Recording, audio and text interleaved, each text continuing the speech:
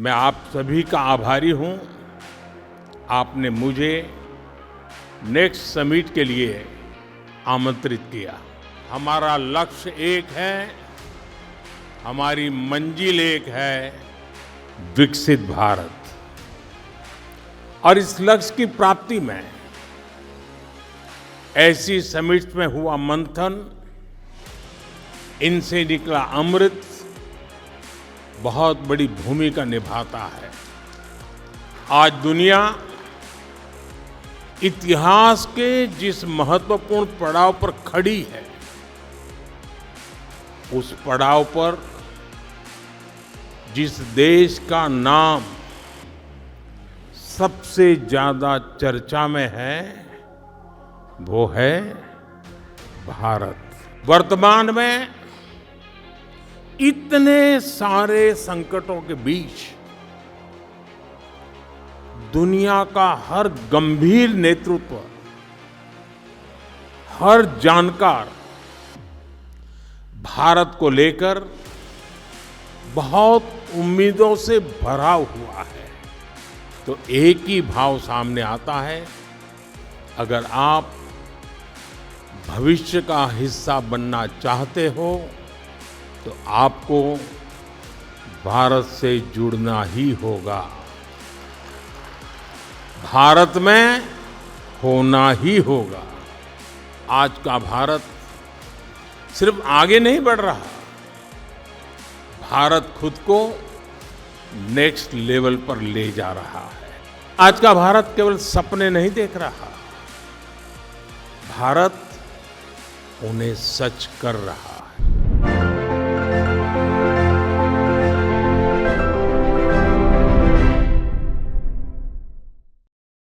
आज 12 मार्च का दिन बहुत ही ऐतिहासिक है। 12 मार्च 1930 को महात्मा गांधी ने साबरमती आश्रम से दांडी यात्रा शुरू की थी। ये भारत के स्वतंत्रता आंदोलन का एक टर्निंग पॉइंट था, क्योंकि इस यात्रा ने देश के कोने कोने को एक लक्ष्य के साथ जोड़ दिया था, और ये लक्ष्य था भारत की आजादी। आज ऐतिहासिक यात्रा के करीब 100 वर्ष के आसपास हम भारतीय फिर एक नई यात्रा पर निकले हैं। ये यात्रा है विकसित भारत की यात्रा। हमारा लक्ष्य एक है, हमारी मंजिल एक है, विकसित भारत।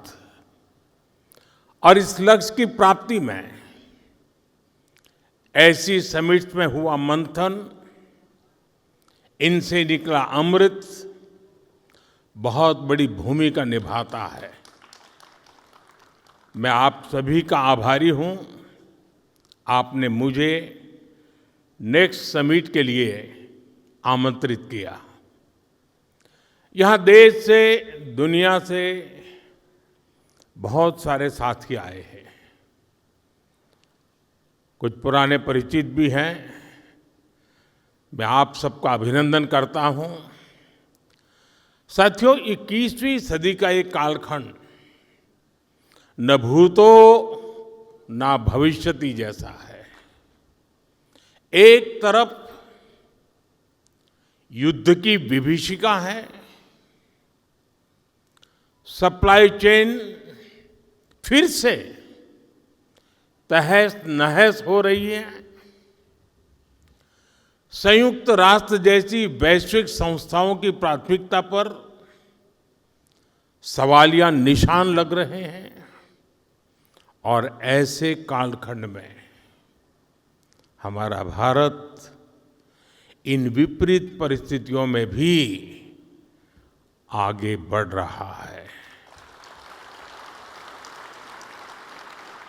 आज दुनिया इतिहास के जिस महत्वपूर्ण पड़ाव पर खड़ी है, उस पड़ाव पर जिस देश का नाम सबसे ज्यादा चर्चा में है, वो है भारत। वर्तमान में इतने सारे संकटों के बीच दुनिया का हर गंभीर नेतृत्व, हर जानकार भारत को लेकर बहुत उम्मीदों से भरा हुआ है। अभी हाल ही में फिनलैंड के प्रेसिडेंट अलेक्जेंडर स्टुब भारत आए थे। उन्होंने कहा कि अब दुनिया की दिशा ग्लोबल साउथ तय करेगा और उस दिशा को निर्धारित करने की सबसे बड़ी शक्ति होगा भारत। इससे पहले कनाडा के पीएम कार्नी ने भी कहा था कि अगले 3 दशकों में दुनिया की इकोनॉमिक ग्रेविटी जिस सेंटर की ओर शिफ्ट हो रही है, उसका नाम है भारत। फ्रांस के राष्ट्रपति मैक्रो भी मानते हैं कि भारत दुनिया के सबसे बड़े मुद्दों को सुलझाने वाला एक इनएविटेबल पार्टनर बन चुका है। आज टेक वर्ल्ड और अर्थ जगत के ग्लोबल लीडर्स के बयानों का निचोड़ निकालें तो एक ही भाव सामने आता है, अगर आप भविष्य का हिस्सा बनना चाहते हो तो आपको भारत से जुड़ना ही होगा, भारत में होना ही होगा। साथियों, अभी अभी भारत ने T20 वर्ल्ड कप जीता है।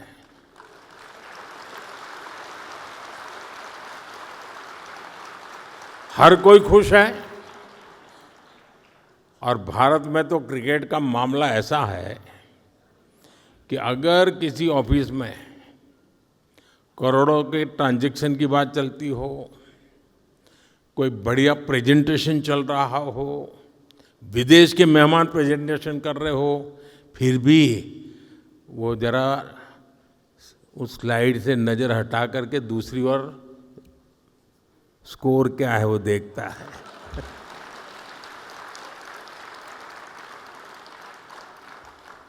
और कोई न कोई तो पूछ ही लेता है, भाई स्कोर क्या है, जरा ठीक से ऐसी स्थिति। अब देखिए, ये है, वैसी ही स्थिति है भारत की अर्थव्यवस्था की। आज हर कोई इकोनॉमी की रनिंग कमेंट्री चाहता है। भारत की इकोनॉमी का पिछले महीने क्या स्टेटस था, आज क्या हाल है, ये सब जानने के लिए देशवासी उत्सुक रहते हैं। मुझे याद नहीं पड़ता कि इतनी उत्सुकता देश में पहले थी या नहीं थी, और थी तो कब थी। ये दिखाता है कि आज भारतीयों के एस्पिरेशंस और आत्मविश्वास किस स्तर पर है। यही दुनिया के भारत पर भरोसे का सबसे बड़ा कारण भी है। और साथियों, निश्चित तौर पर जब इतनी सारी उम्मीदें जुड़ी हो, दुनिया की नजर हमारे देश पर हो, तो स्वाभाविक है कि हम सभी की जिम्मेदारी और ज्यादा बढ़ जाती है। साथियों, आज का भारत सिर्फ आगे नहीं बढ़ रहा, भारत खुद को नेक्स्ट लेवल पर ले जा रहा है। आज देश में नेक्स्ट जनरेशन फिजिकल इंफ्रास्ट्रक्चर बन रहे हैं। हम नेक्स्ट जनरेशन डिजिटल इंफ्रास्ट्रक्चर की ओर बढ़ रहे हैं। यूपीआई ने डिजिटल पेमेंट्स को नेक्स्ट फेज में पहुंचा दिया है। आज भारत दुनिया में सबसे तेज रियल टाइम डिजिटल पेमेंट्स करने वाला देश बना है। साथियों, भारत आज नेक्स्ट जनरेशन रिफॉर्म्स भी कर रहा है। वो रिफॉर्म एक्सप्रेस पर सवार है। कभी भारत में कई काम, कई निर्णय नेक्स्ट टू इम्पॉसिबल माने जाते थे। आज भारत वो निर्णय भी ले रहा है। कभी कहा जाता था कि आर्टिकल 370 हटाना नामुमकिन है, लेकिन आज जम्मू कश्मीर में आर्टिकल 370 की दीवार गिर चुकी है। कभी लगता था कि देश में सबका बैंकिंग सिस्टम से जुड़ना असंभव है, लेकिन आज 50 करोड़ से ज्यादा जनधन खातों ने ये संभव कर दिखाया है। कभी लगता था कि ट्रिपल तलाक को खत्म करना असंभव है, लेकिन आज मुस्लिम बहनों को इस अन्याय से मुक्ति मिली है। कभी महिलाओं को लोकसभा और विधानसभा में 33% आरक्षण भी असंभव लगता था, लेकिन आज इसके लिए कानून बन चुका है। कभी अंतरिक्ष और एडवांस टेक्नोलॉजी को लेकर भी भारत की लिमिट्स बताई जाती थी, लेकिन आज moon mission, semiconductor mission, quantum mission, ये सब भारत को नेक्स्ट फ्रंटियर ऑफ टेक्नोलॉजी की ओर ले जा रहे हैं। साथियों, आज का भारत केवल सपने नहीं देख रहा, भारत उन्हें सच कर रहा है। इसलिए आज दुनिया कह रही है, India is not just progressing, India is moving to the next. साथियों, देश के विकास का एक बहुत बड़ा आधार होता है कि हम चुनौतियों से कैसे मुकाबला कर रहे हैं। हम सभी जानते हैं कि वैश्विक परिस्थितियां अचानक बदलती हैं। बीते वर्षों में हमने पहले कोरोना की आपदा देखी, फिर रूस यूक्रेन का संकट देखा, और अब हम हमारे बहुत ही पास में एक और बड़ा युद्ध चल रहा है। इस युद्ध ने पूरे विश्व को बहुत बड़े ऊर्जा संकट में धकेल दिया है। साथियों, ऐसी विकट परिस्थितियों में बहुत अहम है कि एक देश के तौर पर हम इसका मुकाबला कैसे करते हैं। संकट काल एक प्रकार से पूरे राष्ट्र की परीक्षा होती है। शांति के साथ, धैर्य के साथ हमें परिस्थितियों से निपटना होता है। जन विश्वास बढ़ाकर जनता को जागरूक करते हुए हमें चलना होता है, और इसमें हर किसी की भूमिका होती है, हर राजनीतिक दल की, मीडिया की, सामाजिक संस्थाओं की, इंडस्ट्री की, युवाओं की, गांव की, शहर की, हर किसी की भूमिका बहुत अहम होती है। और हमने कोरोना काल में देखा है, जब सब मिलकर चलते हैं तो संकट से मुकाबले के लिए देश का सामर्थ्य कई गुना बढ़ जाता है। आज देश के सामने एक और चुनौती है और इसलिए हमें मिलकर प्रयास करने होंगे, राष्ट्रहित को सर्वोपरि रखते हुए अपने कर्तव्य निभाने होंगे। साथियों, आजकल बहुत चर्चा एलपीजी को लेकर हो रही है। कुछ लोग हैं जो पैनिक क्रिएट करने का प्रयास कर रहे हैं, अपना एजेंडा चलाना चाहते हैं। मैं इस समय उन पर राजनीतिक टिप्पणी नहीं करना चाहता, लेकिन इतना जरूर कहूंगा कि ऐसा करके वो जनता के समक्ष खुद को एक्सपोज हो ही रहे हैं, पूरे देश का भी बड़ा नुकसान कर रहे हैं। साथियों, आज युद्ध से जो ये वैश्विक संकट आया है, उसके प्रभाव से कोई देश अछूता नहीं है। कम अधिक मात्रा में हर कोई इस संकट के शिकार है। भारत भी इस संकट से निपटने के लिए कोई कसर बाकी नहीं छोड़ रही है और हम अलग अलग स्तरों पर प्रयास कर रहे हैं। बीते दिनों दुनिया के कई देशों के शीर्ष नेताओं से मेरी इसको लेकर बातचीत हुई है। सप्लाई चेन में जो बाधाएं आई हैं, उससे हम कैसे पार पाए, इसके लिए भी निरंतर प्रयास चल रहे हैं। साथियों, भारत के तेज विकास के लिए अलग अलग एनर्जी सोर्सेज को बढ़ावा देना निरंतर जरूरी रहा है और इसको मजबूत करने के लिए हमने 2 स्तरों पर एक साथ काम किया है। पहला, देश में एनर्जी एक्सेस बढ़े, हमने इंफ्रास्ट्रक्चर तैयार किया। और दूसरा, एनर्जी के लिए हमें सिर्फ विदेशों पर निर्भर ना रहना पड़े, इसके लिए एनर्जी सेक्टर में आत्मनिर्भरता पर बल दिया। अब मैं आपको गैस सेक्टर के ही कुछ आंकड़े देता हूं।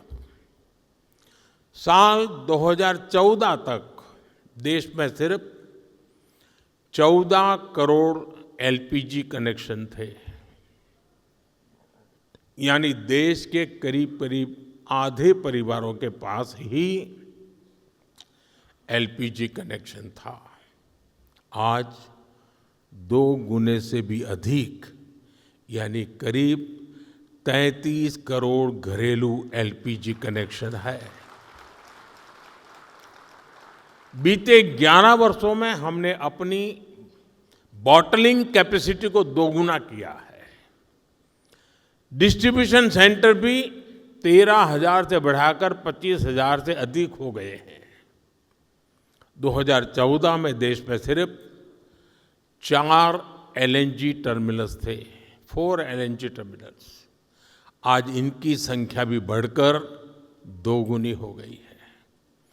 गैस पाइपलाइन जो करीब 3,500 किलोमीटर होती थी, उसको 10,000 किलोमीटर तक विस्तार किया है, क्योंकि करीब 60% एलपीजी विदेशों से आती है।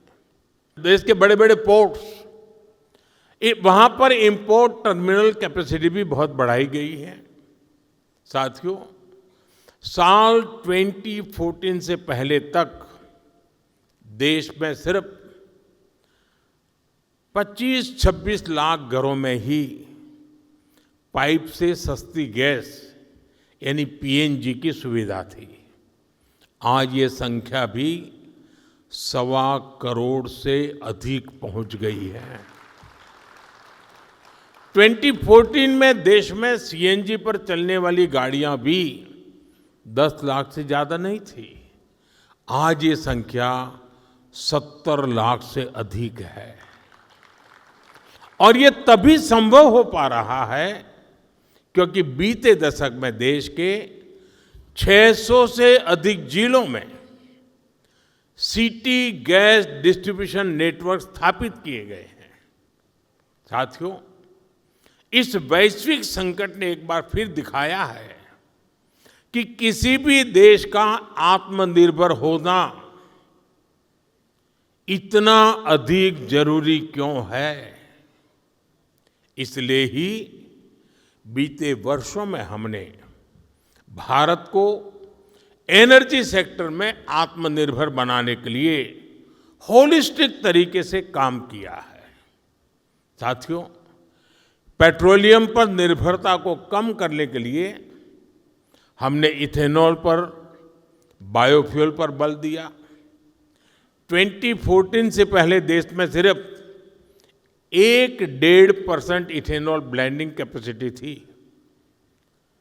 आज हम पेट्रोल में 20% इथेनॉल ब्लेंडिंग के करीब पहुंच रहे हैं।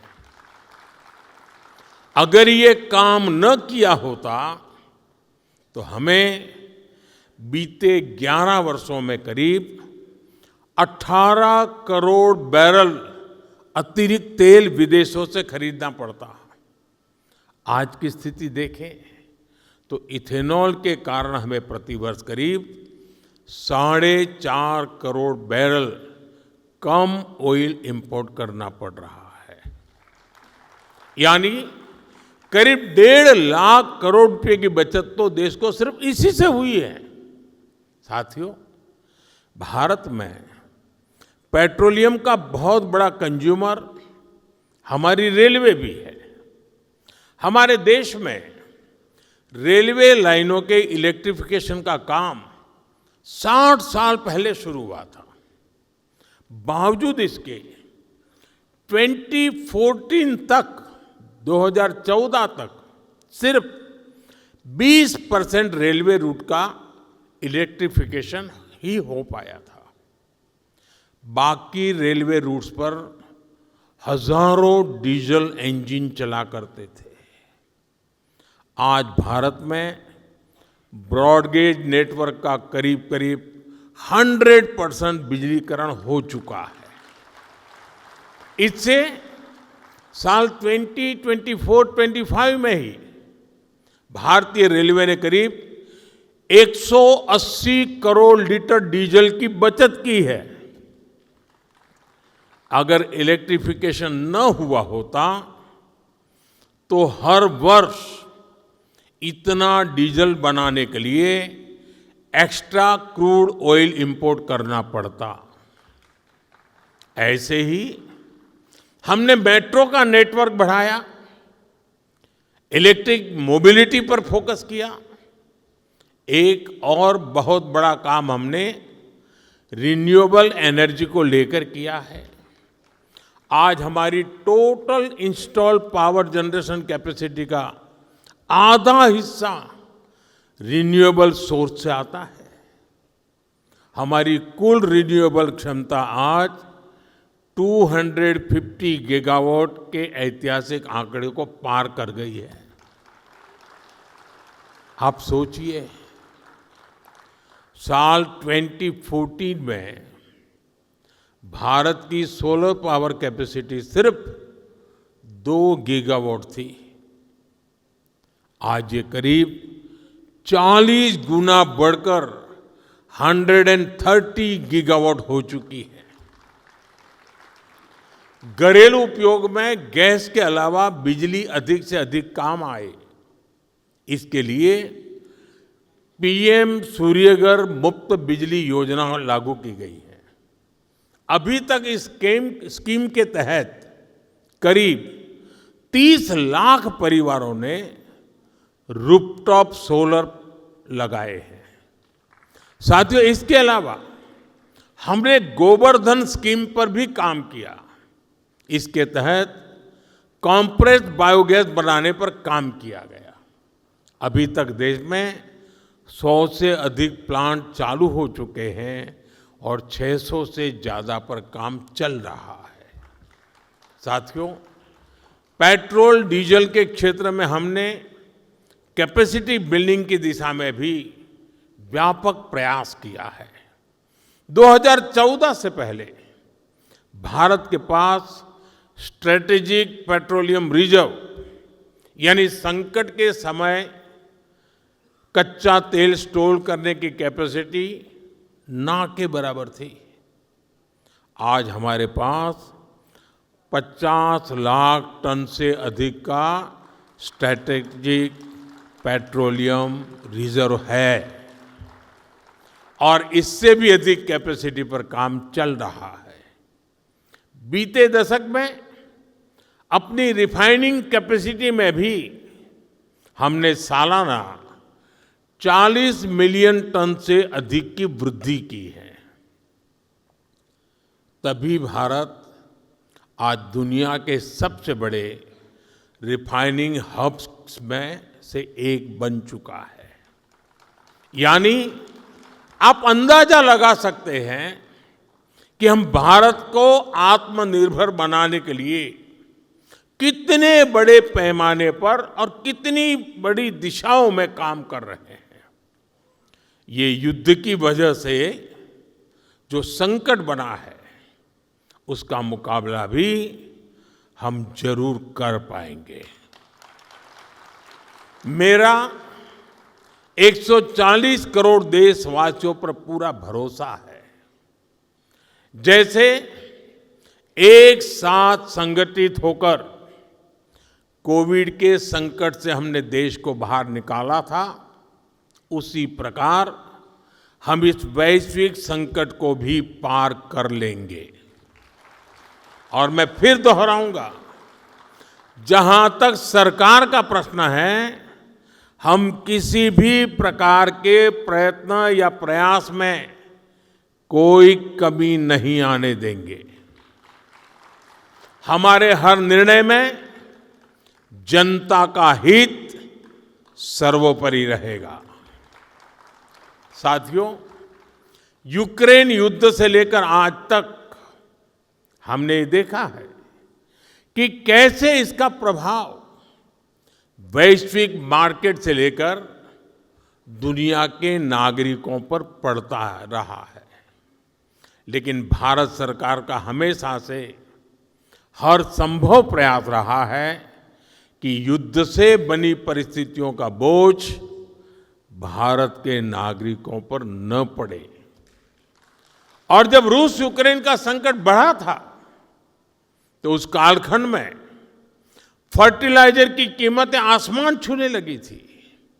इसके बावजूद यूरिया की जो बोरी अंतर्राष्ट्रीय बाजार में 3,000 रुपये में मिल रही थी, वो हमने अपने किसानों को सिर्फ 300 रुपये में दी थी।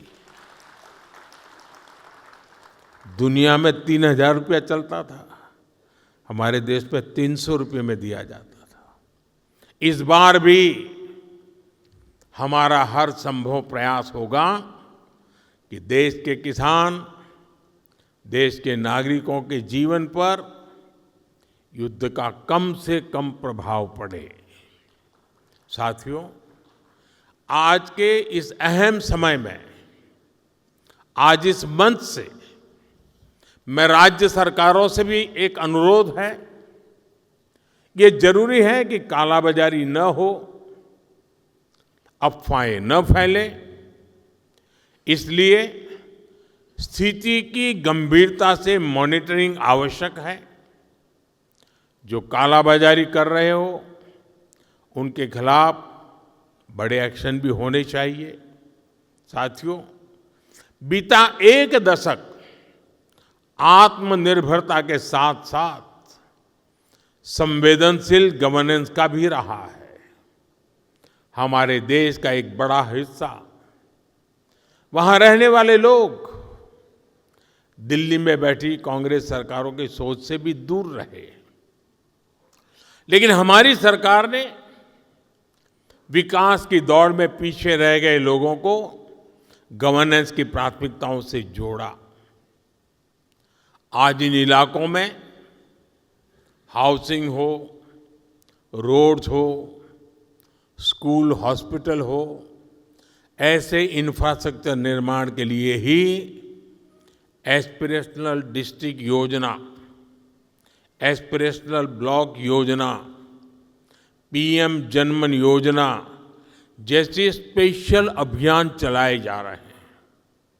साथियों, कांग्रेस की सरकारों का एक बहुत बड़ा पाप ये भी रहा कि उन्होंने देश के एक बड़े हिस्से को माओवादी आतंक की आग में जलने के लिए छोड़ दिया था। देश के करीब करीब हर बड़े राज्य का बहुत बड़ा हिस्सा माओवादी आतंक की गिरफ्त में था। लेकिन साथियों, बीते सालों में देश ने इस स्थिति को बदलने का संकल्प लिया। हम बुलंद हौसले के साथ आगे बढ़े और इसका नतीजा आज देश देख रहा है। साल 2013 में 180 से अधिक जिले, 180 से ज्यादा डिस्ट्रिक्ट माओवादी आतंक से प्रभावित थे। आज माओवादी आतंक से प्रभावित जिलों की संख्या सिंगल डिजिट में पहुंच चुकी है। साथियों, बीते एक साल में ही 2100 से ज्यादा नक्सलियों ने आत्मसमर्पण किया है। 900 से ज्यादा नक्सलवादियों की गिरफ्तारियां हुई हैं और जो हथियार छोड़ने के लिए तैयार नहीं थे, ऐसे 300 से अधिक कट्टर नक्सलियों को सुरक्षा बलों ने मार गिराया है। इसका ये परिणाम हुआ है कि जो इलाके कभी डर के साए में जीने को मजबूर थे, वहां आज विकास की नई ऊर्जा का संचार हो रहा है। साथियों, भारत आज जिस गति से आगे बढ़ रहा है, उसकी प्रगति की गति को रोकना असंभव है। 140 करोड़ भारतीयों की आकांक्षा आज नेक्स्ट लेवल पर है। मैं जानता हूं कि जब एक सपना पूरा होता है तो नए सपने, नई आकांक्षाएं जन्म लेती है और मैं इसे बोझ नहीं मानता, बल्कि जनता के विश्वास की पूंजी मानता हूं। हाँ, देश में मेरे कुछ ऐसे शुभचिंतक भी हैं जिनको लगता है कि उम्मीदों के बोझ तले मोदी कभी तो दबेगा, कभी तो कुचला जाएगा, लेकिन उनकी नीयत इतनी खोटी है कि उनकी उम्मीदें पूरी हो ही नहीं सकती।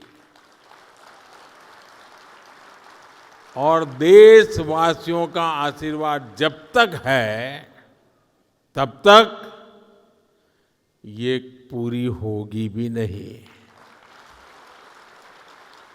अब सिर्फ 140 करोड़ भारतीयों की आशाएं और आकांक्षाएं ही पूरी होकर के रहने वाली है।